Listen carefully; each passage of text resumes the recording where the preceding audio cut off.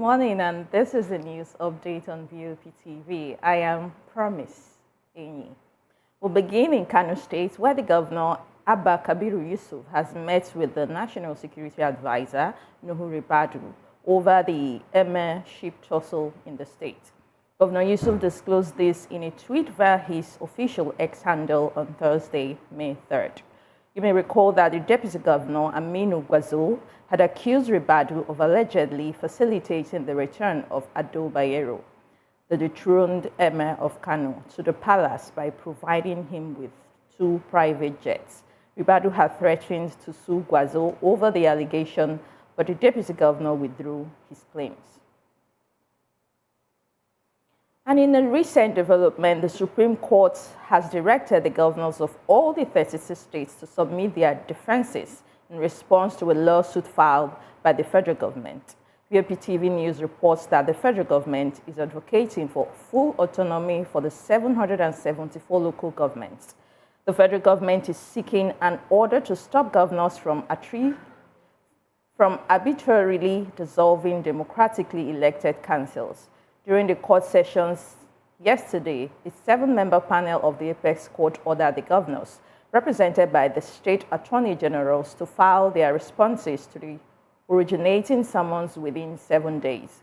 The court further directed the Attorney General of the Federation, AGF Lateef Fagbemi, to submit his response within 2 days of receiving the state's reply. In a significant move to support higher education, the federal government has extended its student loan scheme to state tertiary institutions across the country.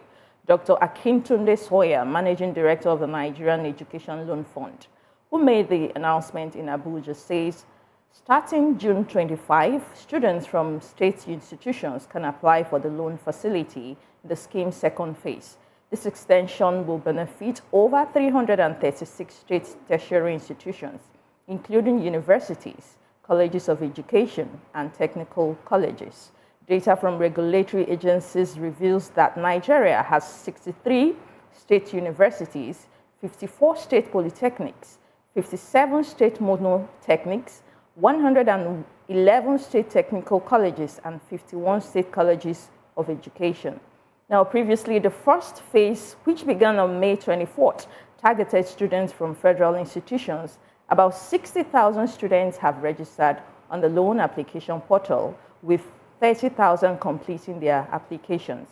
Dr. Soya emphasized the importance of submitting student data promptly to ensure a seamless application process. He also announced the launch of a skill acquisition program in 6 months, aiming to equip students with market-relevant skills to meet modern job market demands.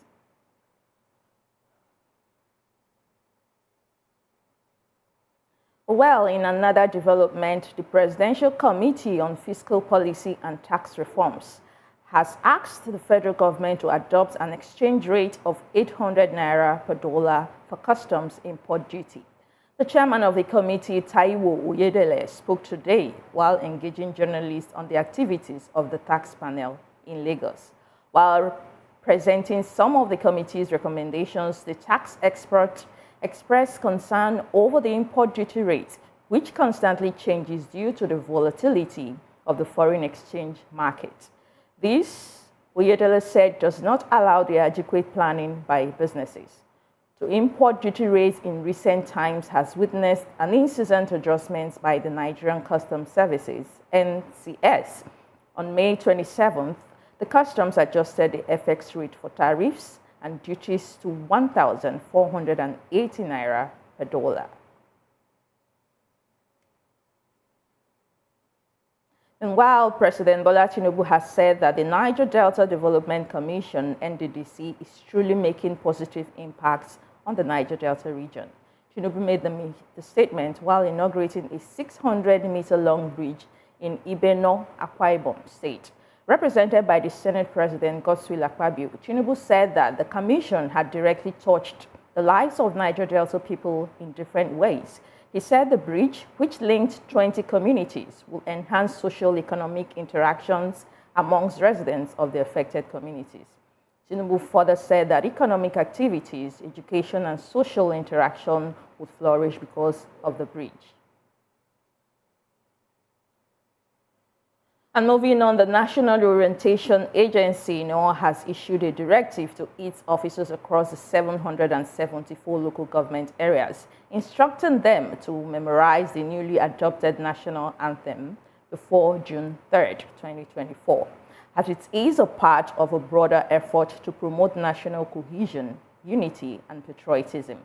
President Bola Tinubu had on Wednesday, May 29th, signed a bill reintroducing the old national anthem, Nigeria We Hail Thee, replacing Arise, O Compatriots. BOP TV's Matthew Ogunswada provides further details in this report. President Bola Tinubu has signed the bill reintroducing the old national anthem, Nigeria We Hail Thee, replacing Arise, O Compatriots. This announcement was made by Senate President Godswill Akpabio during a joint sitting of the Senate and House of Representatives on Wednesday, May 29, 2024, affirming that President Tinubu signed the bill into law on Wednesday morning. President Tinubu further launched the rendition of the old national anthem at this gathering, emphasizing its significance as a symbol of Nigeria's diversity. The newly readopted anthem, Nigeria We Hail Thee, was written by Lillian Jean Williams in 1959 and composed by Francis Bada. However, amidst this change, the National Orientation Agency, NOA, has issued a directive to its officers across the 774 local governments, instructing them to memorize the newly adopted anthem before June 3, 2024, as it is part of a broader effort to promote national cohesion, unity, and patriotism. Yet, amidst this development, some Nigerians are questioning the government's priorities on social media. With pressing issues such as insecurity, rising inflation, and foreign exchange crisis, many wonder if the focus on the national anthem is misplaced. Voice of the People TV took to the streets to gather public opinion on this matter. Let's hear what Nigerians have to say about the government's emphasis on the national anthem amidst ongoing challenges. Government shouldn't be focusing on the new or the old national item. What government needs to focus on this time that we are now is to make sure that the masses are okay. People are hungry. The price of food are very expensive. Even those that are working, they cannot even afford transportation, not to talk of even feeding their family. So what government needs to focus now is how to make sure the price of food comes down and everybody is okay. I actually prefer the one we know, O God of creation, direct our noble cause, direct our leaders right, help our youth, the truth. These things are something I want in my national anthem. Every time I say it, I actually remember these things, and so I don't just understand if they don't want to hear it. They just focus on what is happening in Nigeria based on all those feedings, transportation, petroleum. So those aspects are most important. Changing those national anthem, I don't know about that. Citizens are not too happy about it because the economic situation in the country is really biting on the citizens, and they were expecting something more better than this. It's not as if it's a bad idea, but it was not timely. While the government emphasizes unity and patriotism through this new symbolic gesture of the new national anthem, citizens continue to ponder on its significance despite the socio-economic hardship facing the country. It is now official that the new national anthem of the Federal Republic of Nigeria is Nigeria We Hail Thee. Matthew Ogunswada for Voice of the People TV. Well, you've heard the purview of the people, like Nigerians in the street of Lagos. And thank you, Matthew, for that report. Moving on, we'll go on a quick break and return with more stories. Stay with us.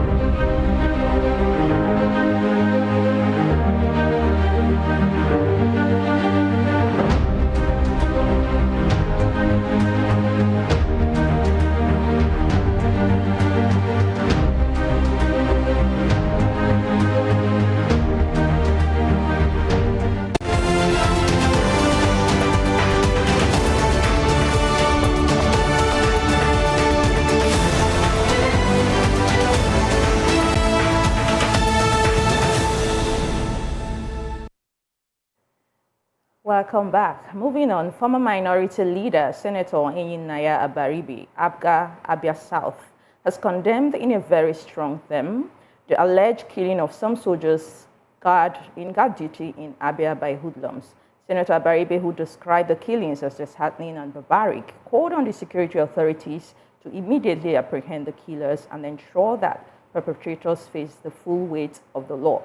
In a statement on Thursday night in Abuja by his media advisor, Uchenaya Awom, Senator Abaribe said that there was no justification whatsoever for anybody or group of persons to harm any security officer, not to talk of killing anyone in whatever guise.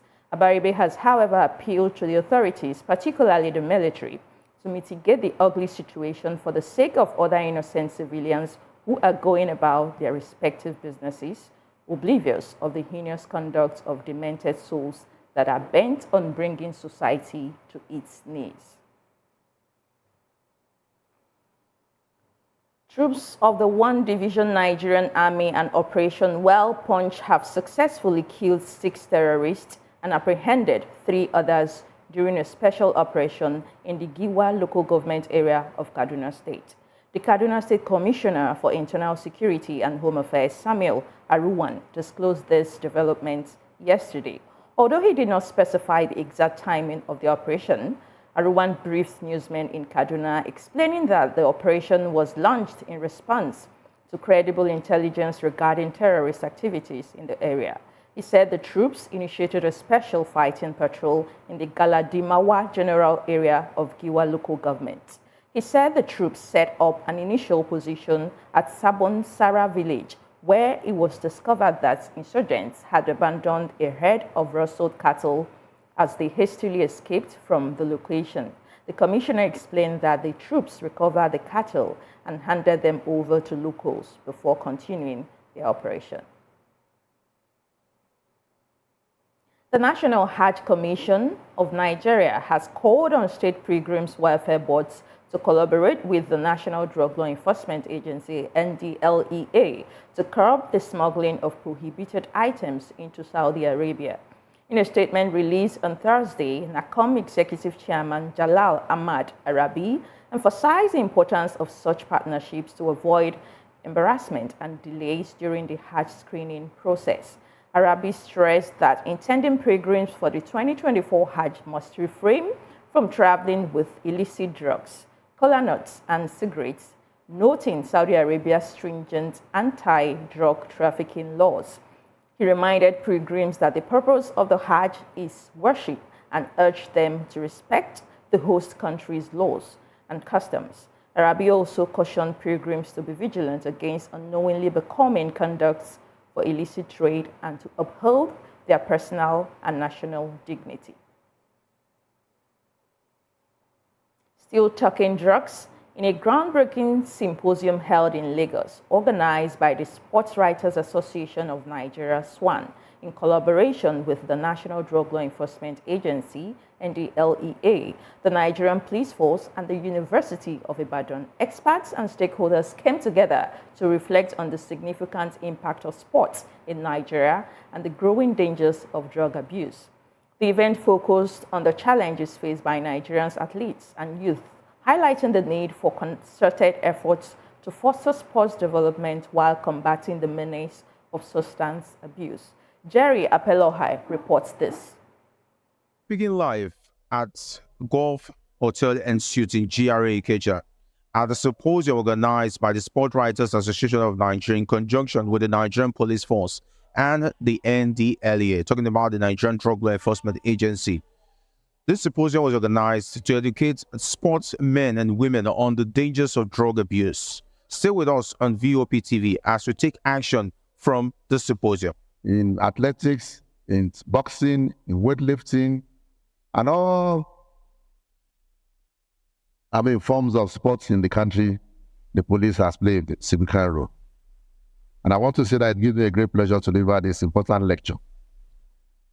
In a nation where sports play a significant role in fostering unity, promoting health, and driving economic growth, it is crucial to explore the multifaceted contribution of various institutions including the MPF in this dynamic field. The lecture today aims to shed light on an often overlooked aspect of nation development, the symbiotic relationship between law enforcement and sports development.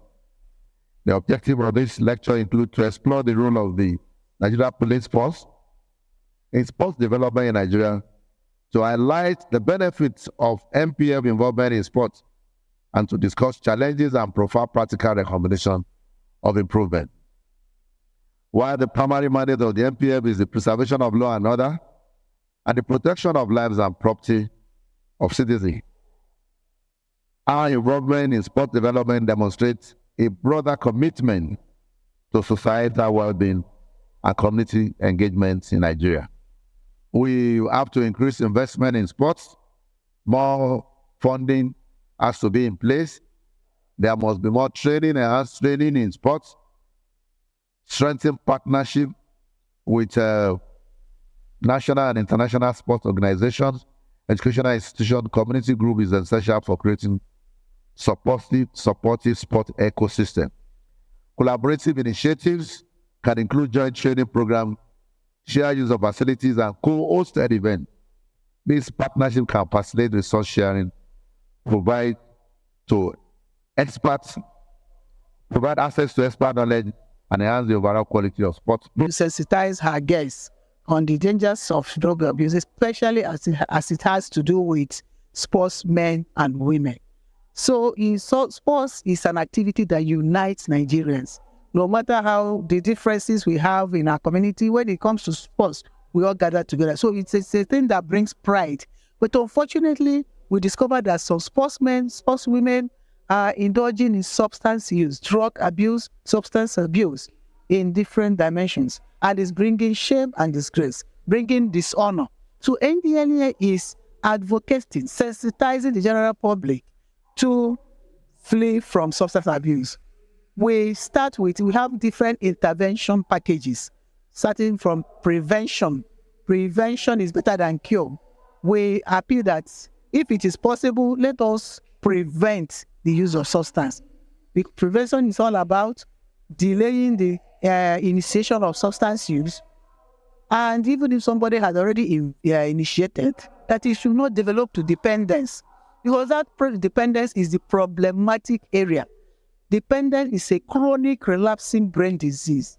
In conclusion of today's event, at the symposium organized by the Sport Writers Association of Nigeria, where the Commissioner of Police and representatives of the Nigerian Drug Law Enforcement Agency spoke on drug abuse, awards were presented. Sport writers were inducted, as likewise as me and other VOB TV sport enthusiasts and presenters. And I hope that you have one or two lessons to learn on the dangers of drug abuse. Jerry Apelihai reporting for VOB TV. Well, thanks to Jerry Apelihai for that report. And moving on, you're still watching the news on VOP TV. Coming up after this break is business, sports, and entertainment stories. Stay with us.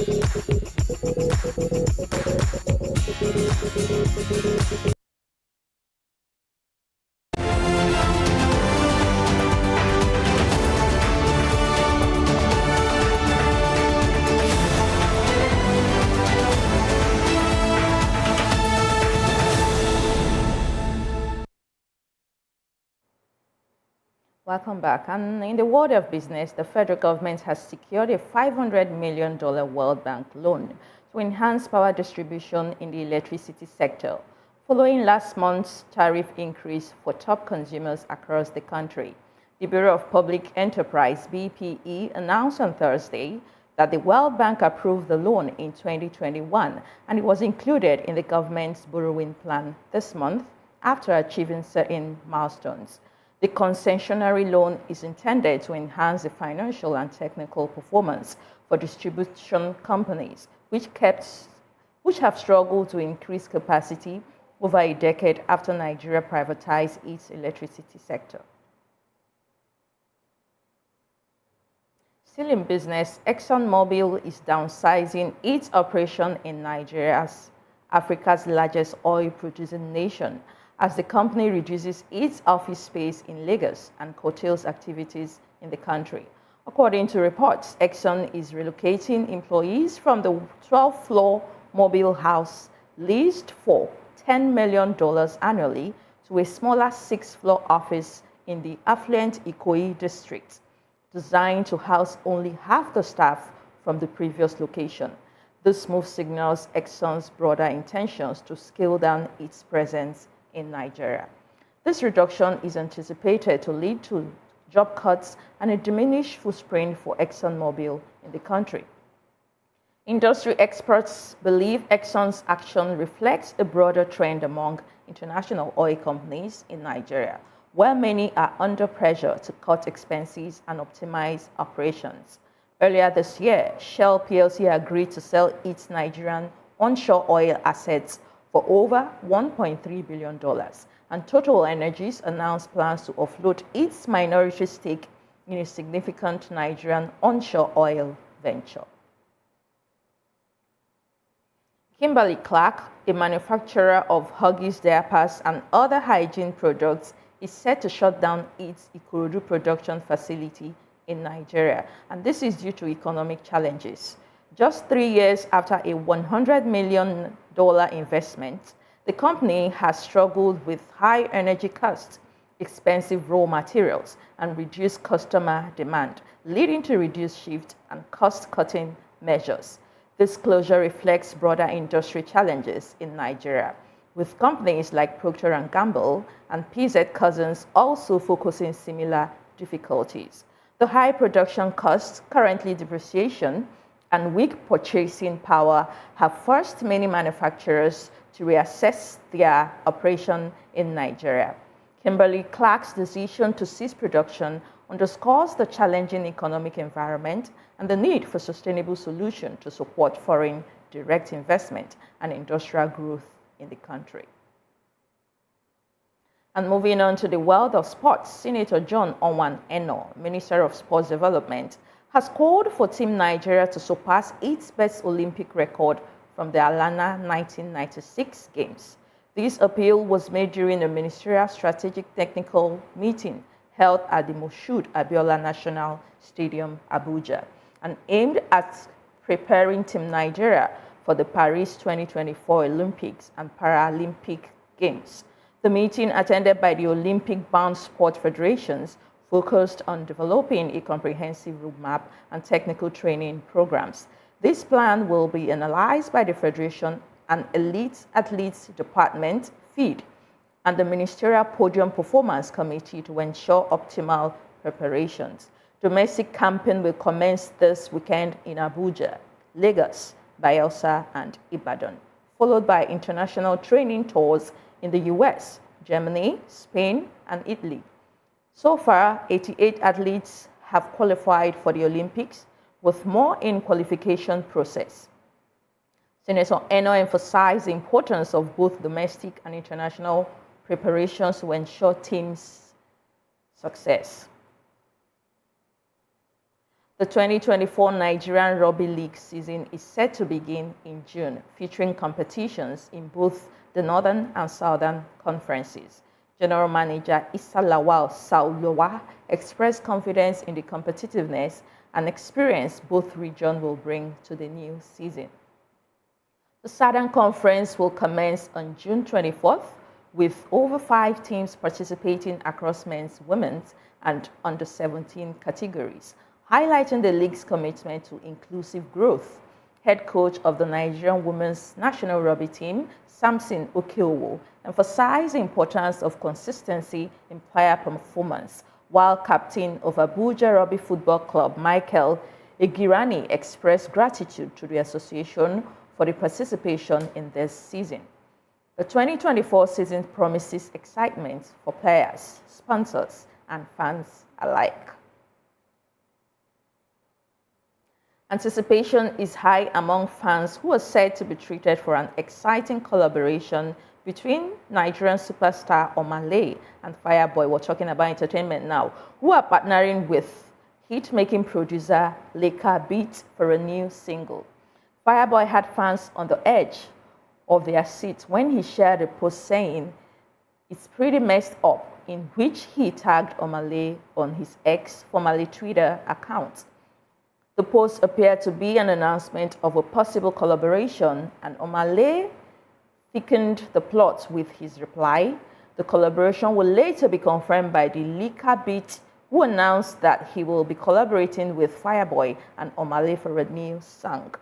The upcoming collaboration makes it the first time Fireboy and Omale will be on a song together, and this prospect has predictably sparked excitement among fans.